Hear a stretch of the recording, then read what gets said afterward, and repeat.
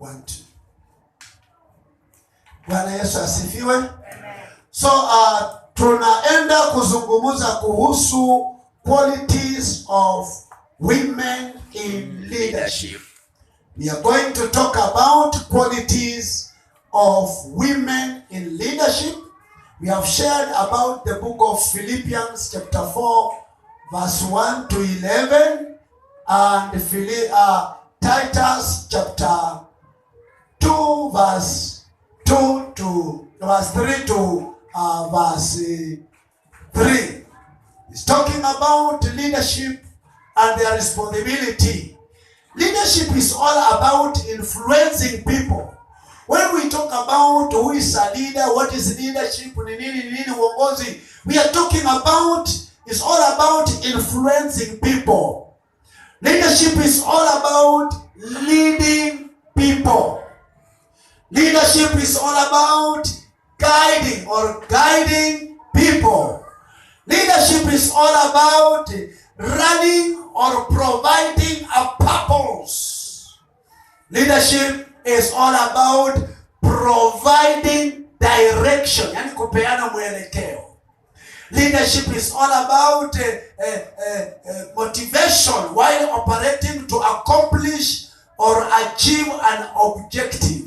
It's all about motivation while operating to accomplish or achieve an objective or achieve a mission or improve the organization in that matter, or for that matter, improve the church. When we did nomination of leaders in this church, the people that have been placed in the position, you are supposed to take the church where you found and take it to another level. That's where you find the leaders who are also to be visionary people. When we talk about leadership, there are leaders who are leaders by appointment. But I also want to tell you, we are all leaders. All of us, we are leaders. You are a leader, I am a leader in our own capacity, without any appointment. You are a leader. You normally lead yourself, you guide yourself, you teach yourself, you decide things on your own. So you are a leader also. And then as a leader, you can find, those of you who are married, you are a leader in your family, you are a leader of your children. If you are a mama, you are a leader of your daughters, you are a leader of your sons, you are a leader of your children. Welcome, you are a leader of your wife, you are a leader of your marriage, you are a leader of your family, you are a leader of your sons, you are a leader of your daughters, you are a leader of the entire generation. Hello? Hello. Are we together? Yes. Are we in agreement? We are all leaders. Yes. So when I teach about leadership, I'm not, don't point at somebody ile ya fulani. And I say wale walinzi. I'm also talking about you. Praise the Lord. Amen. As Christians, we are supposed to execute Christ's purposes or Christ's command. In our Christian leadership, we are guided by the Bible to do what God wants us to do. You can be a good leader or a bad leader. Since we say leadership is all about influencing, you can influence people positively and you can also influence people negatively. When I was still in school, we could find a ring leader who mobilizes the rest of the students to do something. The schools you are seeing being banned here and there is a ring leader, a bad leader, who influences people to do wrong things. That person is a leader. Lakini kiongozi mubaya. I always use this as an example which I saw on a television sometime in Thika and those areas of Kiambu. There was a woman leader who mobilized leaders and he took them on the street. Haki yetu. What was their problem? Men are not performing in their houses. There was a leader who campaigned akatafuta kuna wamama ambao wana shida kama yake. Yes, alipopata wafuasi si walimfuata. Na basi he managed to take them on the street na matawi. Haki yetu, haki yetu. Anauliza kwa sauti za chini, haki yao na ndani. Alafu mimi wanapoanza kwa hoji, shida ni kule bedroom matters. There can be good leaders and bad leaders. When we say they influence, you can influence people positively or you can influence people negatively. And so Paul is the one now talking about the people who affected him. In the Bible, let me tell you, women of this church, there are very many women who influenced, who played role of leadership in the Bible. So women, listen to me. Quakers have a history of being among the first churches in the world who allowed people called women in leadership. And so Paul comes and see how women played a big role in his ministry. According to the book of Philippians, in fact, the first church that was begun in Europe, outside the Jewish land, the first place where the gospel reached out in Asia. This church was begun by women in a woman's house, Lydia. The church of Philippi was, I can say maybe this church was dominantly or dominated by women. I've observed our church, women have greater influence than men. Many projects that are excelling in our church are projects that are being led by women. And so Paul also comes in. Lydia influenced the ministry of Paul. There are other women like Priscilla. There are other women like Phoebe. There are other women like Mary. There are other women like Tryphaenas. There are other women like Tryphosa. There are other women like Persis and many others, including the Old Testament women of influence. To narrow down to our theme today, Paul is now talking about women, prominent ladies, Eudocia or Syntyche. Eudocia or Eudocia and Syntyche. Probably these women were influential. I see Paul's concern and it makes me feel maybe these women were leaders. Paul is talking about the ladies who were prominent in his ministry. Paul is talking about the ladies who were influential in that church. Paul is talking about the two ladies, but these ladies are also having a problem. Paul is addressing two ladies who are very effective. You know, this letter is addressing Christians. He's not talking about the people outside the world. The things Paul is writing to the church, the problems Paul is addressing to the church, they are problems in the church among believers. So Paul is hearing, because Philippian book is one of the prison letters Paul wrote while he was still in prison. So Paul might have had a report about these ladies. The church of Philippi is a growing church, very powerful, very influential, very loving, very kind. And that's why when you read this chapter, we see Paul calling them brothers and sisters. We see Paul addressing as people influential, men and women of impact, particularly women. They had impacted his ministry. They had stood with him in the ministry. They were serving God. That's why Paul says that majina yao imeandikwa katika kitabu ya Mungu. Their names are in the book of life. Paul is addressing people he sees they are very spiritual. However, Paul is realizing there is a problem in the church. And that this problem is between the two women, or this problem is caused by these two women in the church as a whole, or these women are having their own personal dispute, or these women are having a case somewhere, or these women are causing trouble in the church. And maybe according to me, since Paul accredits them to be true believers who are going to heaven, maybe they were struggling or fighting each other because of their gifts. Wamama wanazozana kanisani na ni wamama wa maana kwa pastor. Lakini hao wamama labda wanazozana kwa sababu ya vipawa zao. Labda huyu kipawa yake iko na nguvu kuliko yule mwingine. Labda ule ako gifted upande wa jikoni, pastor akikuja, wageni wakikuja anashughulikana haraka. Lakini hao wengine, hata wageni wakikuja wanaangalia nanga tu. Hata washughulikangi. Wamekaa tu nde. Lakini Paul appreciates they are committed people who added value. But there is still a problem. I've come to talk to you, Church of Kiambio. As much as you can look smart in this church, there might be something somewhere. Friends, I've come also to help you. When it comes to a transition season, tunatoa walinzi hawa, tunaweka hao wengine. Hawa pengine wamemaliza tamu yao, utakana watoke. Lakini unaweza kupata kuna enyende. Kuna kamududu fulani kanatembeanga pole pole ndani. Kuna nyonyo inaendeleanga huko ndani. Kuna maneno ambayo inaendelea. So friends, I've come to uncover the devil and let you know that in each and every church, like the church of Philippi, with the spiritual ladies, well gifted, walio na tajiriba na mpaka sifa zao zinasifika.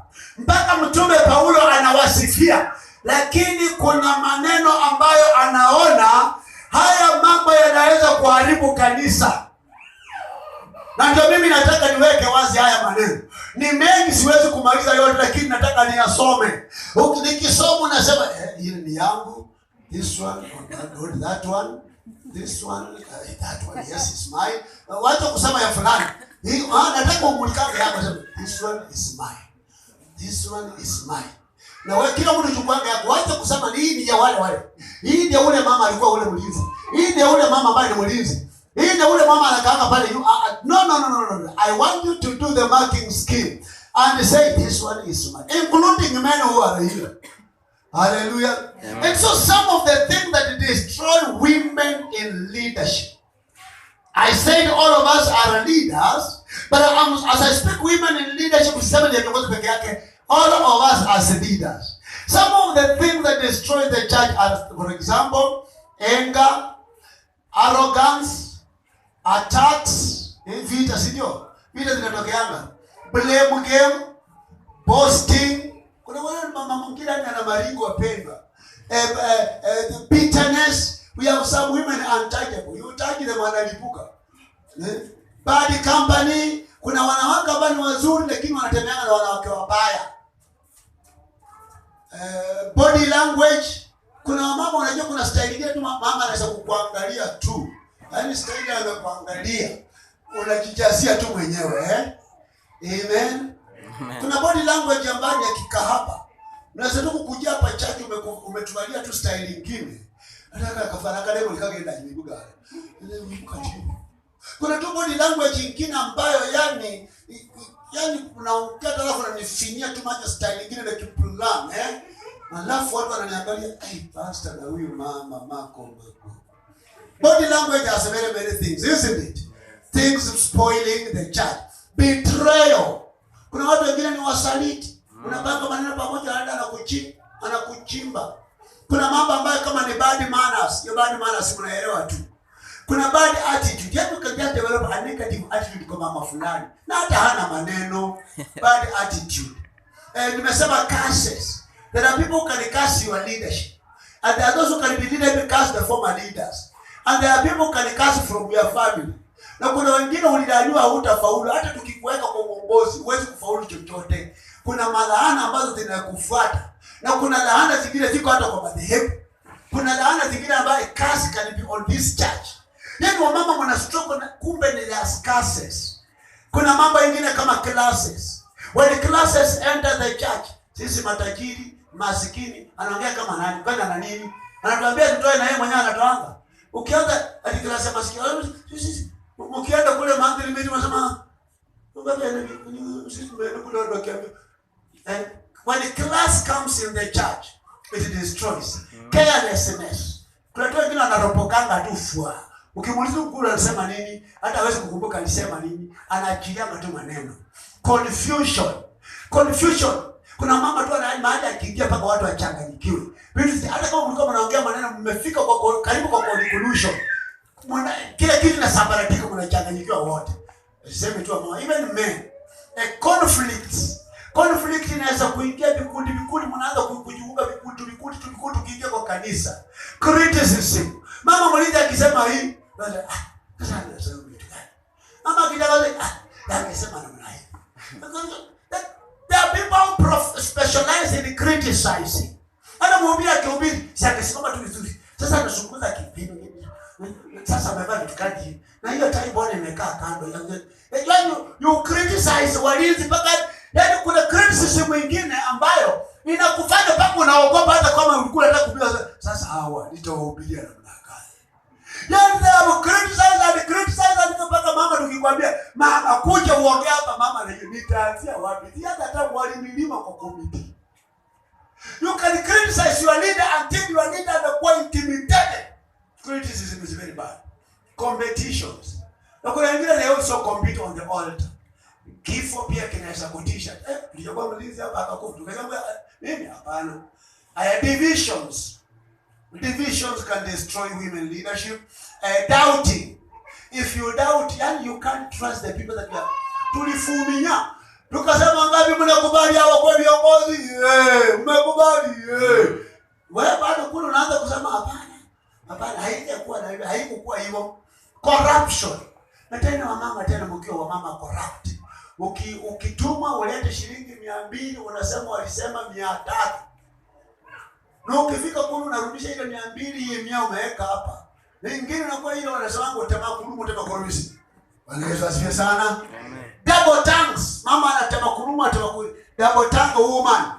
Disagreements. Yaani hakuna siku mnaweza kukubaliana. Tukisema tukubaliana tufanye hivyo unakataa. Wamesema kule monthly mnasema wale wa monthly ndio walisema. Ama hii ni meeting ndio imesema. Yaani you are not part of what they are saying. Hello. Another thing vitu kama deceit, ujanja. It is dangerous kuwa na mama mjanja kwa kanisa. Unakuwa mama unadanganya hapa, unakopa pesa hapo, unakopa pale, vitu kama hizo zinaharibu kanisa. Despising leadership. Tayari walishachaguliwa. Wewe bado unangojeka ugonja ya nomination. Tulitoka huko kitambo. Tulipita vumilia miaka 3 ishe, tuchague wengine. Despising is very bad. Drunkenness. Paul has talked of that in Titus. Na kuna wamama kanisa na kubwa wanachapaka tu tukapombe kao usiku saa 4 ndio wanaanza kukunywa. Ukienda kumtembelea saa hiyo, utaona miujiza kwa nyumba hiyo. Kumbe wanakunywanga kisiri. Titus anatuambia mama ukiwa mama kiongozi usikie mama kumeza hata wanaume. Wale mnakunywanga kisiri, mnaangalia left right, mbele nyuma. Naona hapa pastor wanakaa lakini amwangaliangi juu. Leo nimekukumbusha. Watu wanafanya unyawe. Alafu anaangalia mahali hapo. Lakini leo nimekufundisha kabla ufanye hiyo dhambi angalia juu pia. Hello. Because God is there also watching you. Praise the Lord. Oh, there are very many things. Drunkenness, dishonest, deception, human limitations. Kuna uwezo wetu inatulimit kufanya mambo fulani kanisani. Si ndio wapendwa? Yaani unatamani kufanya vitu vingine lakini kwa sababu ya hali ya uwezo inakulimit. Unatamani kununulia basi kiambio lakini basi yenyewe unanunua na nini? Unatamani kununulia vitu kanisa lakini hauna uwezo, limitations kama hizo. Discouragements. Kwako bwana yako amekuleta alafu tunakuambia ukuje kupanga wa mama kanisani. Unaangalia kwako ile shida iko huko. Ukifikiria vile utapanga wa mama unawacha mambo yanaharibika kwa sababu kwako kuliharibika. Discouragements. Discussions. Roho ya vikundi kanisani kudiscussingi mambo ya watu. Wapendwa inaharibu kanisa. Mambo kama ya denial. Wengine bado wako in denial. Mambo kama also environment can spoil our leadership. Mazingira nyingine ambayo iko mtu ambaye ulikuwa effective lakini katika hali fulani mazingira ambayo inakuharibu pia. Namba nyingine inaharibu ni envy, wivu tu. Kuna watu wanaweza kuwakanyagia wala ambao mko uongozi just kwa sababu ya wivu. Tutaona na kole. Tutaona kama atatoboa. Anakuchimba. Kwa nini? Kumbe ni wivu tu. Hata fulani anaweza kuongoza sisi kweli. Acha tutaona. Then mambo mengine ni fear. Na wengine mko tu sawa lakini nikauoga. Fear, fleshly activity, mambo ya usherati mpendo. Wachanga tabia mbaya. Ni mbaya. Hata kama unapewa sukuma tu ninakufanya unaacha nyumba yako, ukipika tu kwa kidogo tayari. Tawe. Tutakuja kukuona siku nyingine. Tutakuja kukushika. Tukienda tukaa Bwana asifiwe sana. Nikawa kule, nilikuwa naishi kule Mathare Huruma, karibu na Mathare North. Dada mmoja ameokoka sana. Tukikutana na kama ushirika tunaomba, tunamwaga maombi. Kumbe kuna ndugu rafiki yake kutoka Mombasa. Hata siku moja mimi natoka kwa ushirika nikasema acha nipitie huyu dada. Nikapata ndugu amepiga kambi. Nani mbaya hawa kati hawa wawili? Huyu dada mimi namjua ni mdada wa kiroho. Na huyu ndugu ni mdogo wa kiroho lakini ametoka all the way from Mombasa. But they had what we call top secret. Lakini baadaye ikajulikana. Vitu zingine, when you do as a leader and you fail, failure can destroy your leadership. When you fail, does not mean the end of the road. Kuna wengine when you fail, you don't go back. Kuna mambo ya greed, tabia ya greed, tamaa mbaya. Kuna mama mwingine nilikuwa naishi wakati nilikuwa mgeni Nairobi in the 80s, nilikuwa nashiriki kule Ngong Road. Mama mwingine alikuwa anapenda kukula wapendwa. Kukula greed. Yaani hawezi kutulia kanisa, anatoka kidogo anapita kule jikoni anaona mko ndio wacha sasa saya line. Akipakuliwa anataka ajaze sahani yote. Unakula. Hiyo ni tamaa mbaya, si ndio? Then mambo mengine nimesema ujinga pia. Sasa ingine tunakuwa tuna ujinga. Nyingine ni inferiority complex. Yaani unaona mimi naweza kuongoza watu kama hao. Ukiangalia wazee wamekaa hivi sasa mimi hapana. Inferiority complex. Idolatry, mkileta uchawi katika kanisa ni mbaya. Insecure, jealousy, uongo, laziness, mistrust, overbalancing, overbearing, politics za kanisa, pride, pressure, strive, kama hili nilikuwa nasoma hii kanisa, the system themselves. You could be having great vision, lakini system yenu ambayo mmeweka tu mambo yenu hapa kiambio. Hata ukijaribu kuleta maono ya mabadiliko na ndio unajua sisi kama kiambio tufanyangi hivyo. You have great visions, lakini the system, the organization, the doctrine, the flow of the church can also be a hindrance. Vitu kama self ambitions na dhambi, stubbornness, vitu kama hizo, sickness, timidity, tension, tribalism. Tribalism kwanza inaua makanisa mengi. Mnafanya uchaguzi mnasema hata wetu hakuweko. Hata kama hafai lakini mnasema tunataka wetu. Na kuna kabila ambazo zinaharibu kanisa sana. This is tribe called Maragoli. This is tribe called Waisuha. This is tribe called Wapugusu. This is tribe called Watiriki. Hizi makabila hizo, kama si hao, kama si kabila yetu kusema, hawajasema. Alikuwa anasema kama ana. Unajua na kanyaga laya. Ana sifia sana. Amen. Yes, wala ambao uko in leadership. Are you serving your tribe or you are serving as God wants us to serve? Mambo kama hayo, mambo ya threats, traditions. Mama unaambia you cannot do this because according to our tribe. That means I normally ask you people. Now if you want to bring our traditions in this church, which yani wa Maragoli usaini wako hapa, wanataka kanisa iongoze kimarago. Wafanye mambo ya mila ya wa Marago. Na siku ile Wabukusu wanakuja, Wabukusu pia wanataka tena wafanye mambo according to Kibukusu. The same with other tribes I mentioned. Then what will be the image of the church? Let our character be portrayed through the scripture, the word of God. Amen.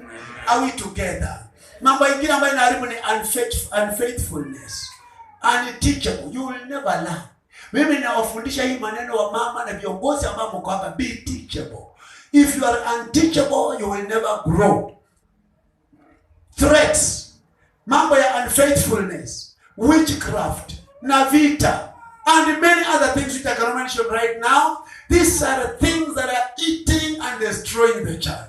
When Paul is now addressing this church of Philippians in Philippians chapter 4, Paul now approaches with the word to be steadfast.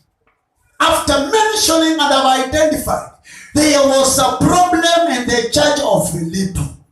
How are we going to solve this problem that is emerging among the believers? Serious women who are of great help to Pastor Paul by then. Paul is telling them, now you should stand firm in the Lord, dear friends. I've come to tell you, in spite of the challenges I've mentioned, you have realized that you are a problem in this church. You have realized you are a problem somewhere. You have realized there are people giving you problems. You have realized some is witchcraft. You have realized some is the work of the devil. Paul tells us, stand firm. Paul is telling us, be steadfast. Paul is telling us, be persistent. Paul is telling us, abide in Jesus. Paul is telling us that be steadfast in your morals.